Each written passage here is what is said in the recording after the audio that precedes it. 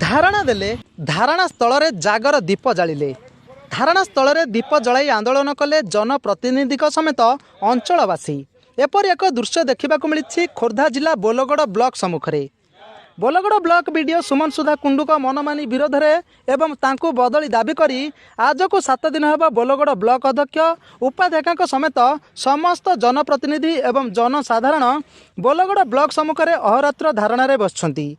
तेबे 7 दिन धरी यही आंदोलन जारी रही सरकारी स्तर किसी भी प्रतिक्रिया मिलूना।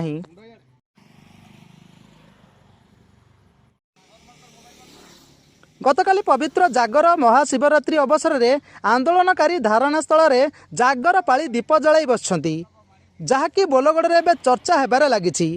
सेपटे आज को 7 दिन हेब जातीय राजपथ कड़ ब्लॉक सम्मुख में एपरी अहोरात्र धारणा सरकार दृष्टि न पड़ा अत्यंत दुर्भाग्यजनक सहित कर बा मर परिस्थिति जाए आंदोलन चलियो बोली आंदोलनकारी कहते। सरपंच खंगरा ग्राम पंचायत आज एक पवित्र दिन जहाँकि आज आम ठाकुर प्रभु ईश्वर निकट में आज आम दीपदान करुचु।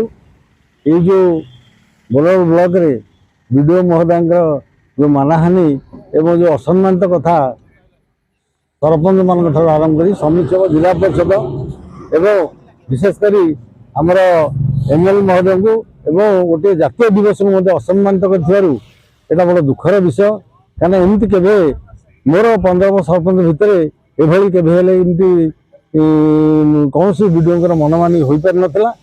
सुरखुरी मोर 15 वर्ष काल अतिबाहित कला बेले गोटे शेष समय गोटे वयस्क लोक भली मुझे आसिक 6 दिन ये गोटे वीडियो हटाइवाई अनशन दिन राति सरकार निकट में प्रार्थना करी ऑफिसर को जिते शीघ्र पारतु हटे नहीं जाए। जय जगन्नाथ जय Jagannath. Bureau report news Odia.